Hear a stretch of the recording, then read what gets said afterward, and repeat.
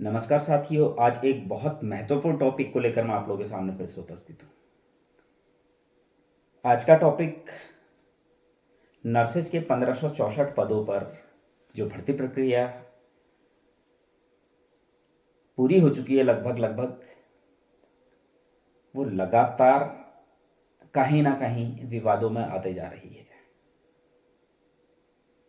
और विवाद ऐसे ऐसे क्वेश्चन मार्क इसमें लग रहे हैं, ऐसे ऐसे तथ्य इसमें खड़े हो रहे हैं, सामने आ रहे हैं, जिसको देखकर लगता है कि चिकित्सा चयन बोर्ड ने अगर ये भर्ती की है तो कैसे अधिकारी थे जिन्होंने इस भर्ती प्रक्रिया को सही तरीके से पूरा नहीं किया। लगातार भर्ती पर सवाल खड़े होते आए हैं शुरू से ही, जब से विज्ञप्ति जारी हुई है तब से। सबसे पहले 3 जनवरी को जो विज्ञप्ति जारी हुई थी, रोस्टर फॉलो नहीं था।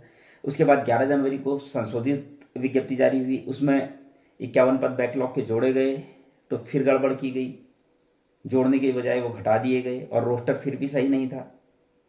उसके बाद जैसे तैसे भर्ती प्रक्रिया आगे बढ़ी, उसी में बढ़ गई, उसको पूरी तरीके से सही नहीं किया गया था। आगे बढ़ी, रिजल्ट आया तो फिर बहुत सारे सवाल खड़े हो गए। अब वो बहुत सारे सवाल क्या है? क्षतिज आरक्षण वाला मुद्दा, 103 पद होल्ड हुए। अदर स्टेट वाला मुद्दा, अदर स्टेट के जो कैंडिडेटों ने अप्लाई किया है। ओवरेज वाला मुद्दा, ओवरेज के जो कैंडिडेट है जिन्होंने अप्लाई किया है, वो मामले आज तक क्लियर नहीं हुए।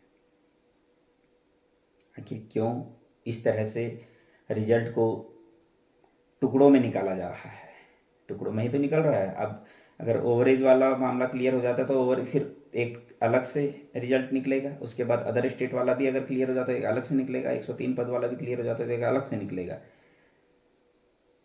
दिव्यांगजनों का भी मामला कोर्ट में पहुंच चुका है। बाई बर्थ जो दिव्यांग हैं उनको, और 40% से ज़्यादा हैं उनको उनके पास दिव्यांग का सर्टिफिकेट होते हुए उनको उसका लाभ नहीं मिला, और ऐसे लोगों को लाभ दे दिया गया जो एक्सीडेंटल केस हैं, और वो ऐसे इस विकलांग वाले क्राइटेरिया को कहीं ना कहीं फॉलो नहीं करते हैं। ऐसे ही हमारे सामने बहुत सारे सवाल खड़े होते। बहुत सारे लोगों ने ईडब्ल्यूएस फर्जी बनाया है, बहुत सारे लोगों ने स्थायी फर्जी बनाया है, और अब ये मामले धीरे धीरे उजागर होने लगे हैं।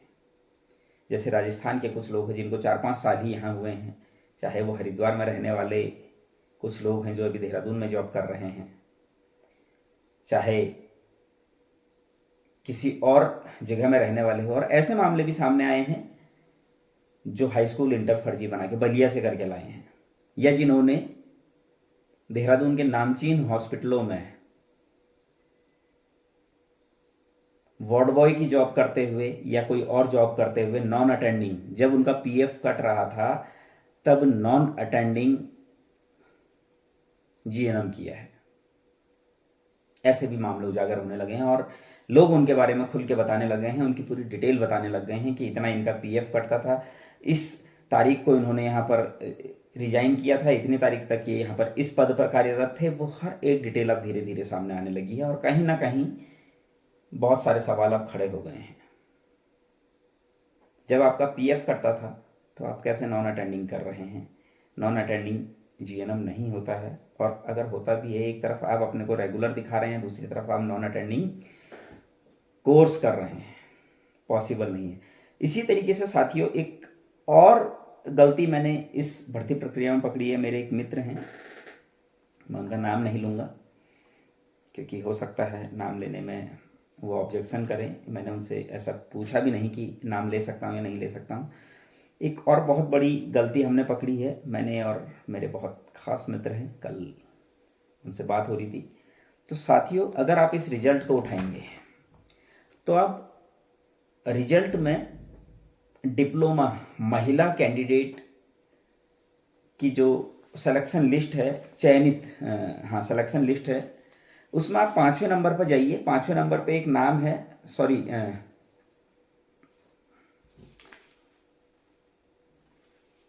छठे नंबर पर एक नाम है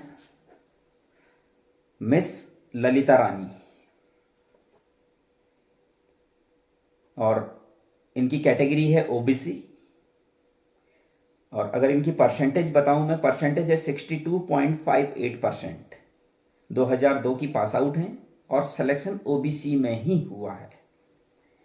फिर से बता रहा हूं, डिप्लोमा धारक महिला कैंडिडेट की लिस्ट में आप छठे नंबर पर जाएंगे। ललिता रानी एक फीमेल कैंडिडेट है, ओबीसी की कैंडिडेट है। 62.58% इनकी परसेंटेज है, 2002 की ये पास आउट हैं और ओबीसी में ही इनका सिलेक्शन हुआ है। अब आप बोलोगे इसमें नया क्या है? इसमें नया ये है, 7वें नंबर पर आप देखिए एक नाम है दीपशिखा दयाल, और ये सामान्य वर्ग की हैं और इनकी परसेंटेज 61.83 है।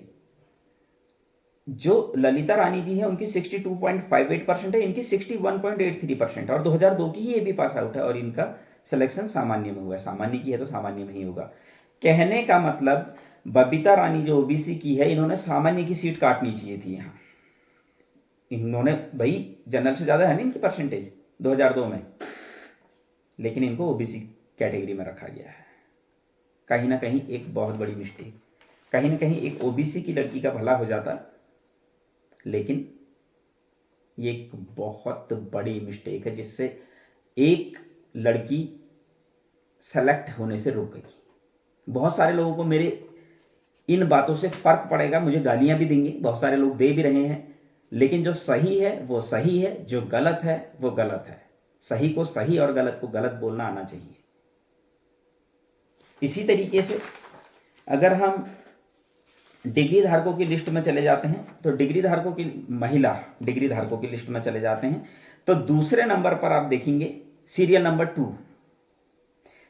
नंबर 2 में मिस फरहत जमाल करके हैं, एक कोई फीमेल कैंडिडेट हैं। ये ओबीसी की कैंडिडेट हैं, कैटेगरी ओबीसी है। 70.86% इनकी परसेंटेज है और 2006 की ये पास आउट हैं और सिलेक्शन ओबीसी में हुआ है। कोई आश्चर्य की बात नहीं है। लेकिन इसके जस्ट नीचे 3 नंबर पर आते हैं मिस रुचि, सामान्य वर्ग की है, 67.10% है, 2006 की ये भी पास आउट हैं और सामान्य वर्ग की है। कहने का मतलब जो फरहत जमाल हैं उनके 70.86% है, 2006 की पास आउट है। इन्होंने सामान्य सीट काटनी चाहिए थी, लेकिन इनको ओबीसी में ही रखा गया है। ये मिस्टेक है ना। डिग्री में एक ओबीसी की लड़की रुक गई ना, यहां डिप्लोमा में रुक गई ना एक। अभी लोगों के पेट में दर्द होगा, लोग बोलेंगे बबलू भर्ती रोकना चाह रहा है। मैं गलती बता रहा हूं, मैं भर्ती नहीं रोकना चाह रहा हूं, मैं चिकित्सा चयन बोर्ड की गलती बता रहा हूं। चिकित्सा चयन बोर्ड ने क्या गलतियां की है, किसी के भविष्य का सवाल है। किसी एक शख्स की नौकरी रुकी पड़ी है, किसी एक शख्स को नौकरी मिल जाएगी। चलिए थोड़ा सा और आगे चलते हैं। अब आ जाते हैं डिप्लोमा धारक पुरुष कैंडिडेट में। डिप्लोमा धारक पुरुष कैंडिडेट में अगर आते हैं तो इसमें सीरियल नंबर 23 में आप आ जाइए। सीरियल नंबर 23 में एक शख्स हैं मिस्टर राधा कृष्णा। ये ओबीसी के कैंडिडेट हैं, 73.79% है इनके और 2011 के पास आउट हैं और सिलेक्शन हुआ है ओबीसी कैटेगरी में। कोई आश्चर्य की बात नहीं है, हो सकता है। आश्चर्य की बात अब बताता हूं। 23 सीरियल नंबर इनका है। 24 नंबर पर आप आइए, विनोद चंद्रा, सामान्य वर्ग से हैं। इनके परसेंटेज जो है 72.84। राधा कृष्णा के कितने थे? 73.79। इनके हैं 72.84। 2011 के ही पास आउट हैं, सामान्य में इनका सिलेक्शन हुआ। कहने का मीन्स राधा कृष्णा जी सीधे सीधे से सामान्य की सीट काट रहे थे, लेकिन इनका सिलेक्शन ओबीसी में दिखाया गया है। एक सीट यहां पर भी ओबीसी के एक डिप्लोमा धारक मेल कैंडिडेट को मिल सकती थी, लेकिन नहीं मिली है। किसकी गलती? चिकित्सा चयन बोर्ड की। साथियों, इस तरह से ये गलतियां की जा रही है। ये गलतियां पकड़ने का काम हमारा है। लगातार गलतियां मिल रही है, बहुत सारे लोगों के पेट में दर्द हो जाता है, बबलू भर्ती रोक रहा है, बबलू ये कर रहा है, बबलू वो कर रहा है। बबलू सिर्फ और सिर्फ गलती देख रहा है कि चिकित्सा चयन बोर्ड ने इतनी बड़ी गलतियां की क्यों। जिसका सिलेक्शन हो गया उसको तो ज्वाइनिंग से मतलब है, और मुझे उसमें ठीक है, आपको ज्वाइनिंग मिलनी भी चाहिए क्योंकि आपका हक है। लेकिन जिसकी ज्वाइनिंग रुकी है उसकी क्या गलती है? जिसका सिलेक्शन होना था लेकिन नहीं हुआ उसकी क्या गलती है? आप अपनी उसको उसकी जगह अपने को रख के देखिए ना भाई, जिसका हक है उसको तो मिलना चाहिए। किसी चिकित्सा चयन बोर्ड की एक गलती की वजह से किसी लड़के का या किसी लड़की का भविष्य बर्बाद हो रहा है, और लोग कह रहे हैं बबलू भर्ती रोकना चाहता है। मैं भर्ती नहीं रोकना चाहता हूं। मुझे भर्ती रोकनी होती तो मैं कोशिश करता स्टे लेने की। मैंने स्टे के लिए मना किया है कोर्ट में, और मैं वो चीज बता रहा हूं जो सही है। मैं तथ्यों पे बात करता हूं। मुझे यहां पर गलतियां लगी, मैंने आप लोगों के सामने रखी। मुझे पता है बहुत सारे लोग मुझे गाली देंगे, इसलिए देंगे क्योंकि उन लोगों को इन चीजों से कोई फर्क नहीं पड़ता है। उन लोगों को सिर्फ और सिर्फ क्या दिख रहा है कि बस हमारा सिलेक्शन हो जाए, दुनिया गई भाड़ में। तो इतना सेल्फिश नहीं होना चाहिए। थोड़ा सा चीजें भी समझनी जरूरी है। जहां गलत हो रहा है वहां पर आवाज उठाना बहुत जरूरी है।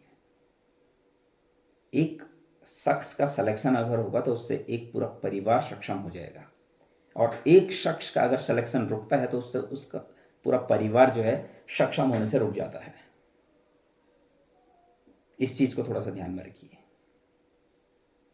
ये बहुत जरूरी है। ये जो मिस्टेक्स हुई है इसको सही करना बहुत जरूरी है, और इसको सही करने से जो सही मायने में हकदार है इन पदों का, उनको उनका हक मिलना भी चाहिए। ये मेरा मानना है। आप मुझे गाली दीजिए, मुझे कोई फर्क नहीं पड़ता है। मैं कोई गलत काम नहीं कर रहा हूं। गाली वो देगा जो सिर्फ और सिर्फ अपने बारे में सोचेगा। मुझे कुछ लोग कमेंट कर रहे थे कि बबलू सिर्फ ऐसा करता है वैसा करता है, एक बार बधाई तक नहीं दी। तो आप मेरे चैनल पर थोड़ा सा पीछे चले जाइए,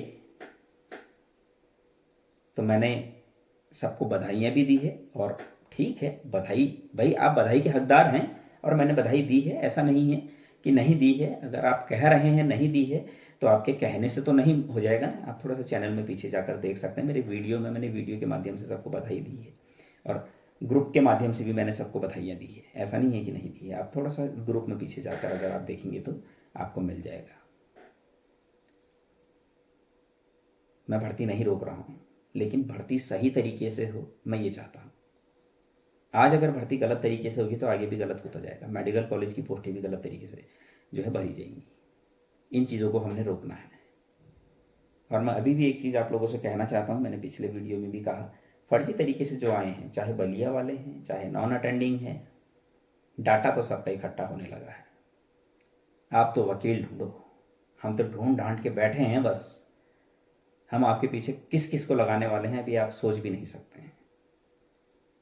जो गलत तरीके से इस भर्ती प्रक्रिया में आ गया है ना, उसको छोड़ेंगे तो नहीं, चाहे कुछ भी करना पड़े। गलत तरीके से आकर किसी का हक नहीं खा सकते हो, इतना याद रखना। सही तरीके से जो जेन्युइन है वो आओ, जो फर्जी है वो अपना बोरिया बिस्तरा बांध के रखो। उसको तो नहीं, इस भर्ती प्रक्रिया में उसको तो नहीं आने देंगे। सिलेक्शन हो गया तो इसका मतलब ये मत सोचो कि अब कोई कुछ नहीं कर सकता है। शुरू तो अब हुआ है। यहीं से आपके डॉक्यूमेंट्स मांग लिए गए हैं सारे चिकित्सा चयन बोर्ड से। अब आप अपने बचने की तैयारी शुरू करो। बाकी हम तो आपको बेनकाब करेंगे, हर हाल में करेंगे। मीडिया के माध्यम से करेंगे, हर माध्यम से करेंगे, कोर्ट के माध्यम से करेंगे। हम पूरी तैयारी के साथ बैठे हैं, छोड़ेंगे किसी को भी नहीं। इतना मैं आप लोगों से वादा कर रहा हूं। धन्यवाद।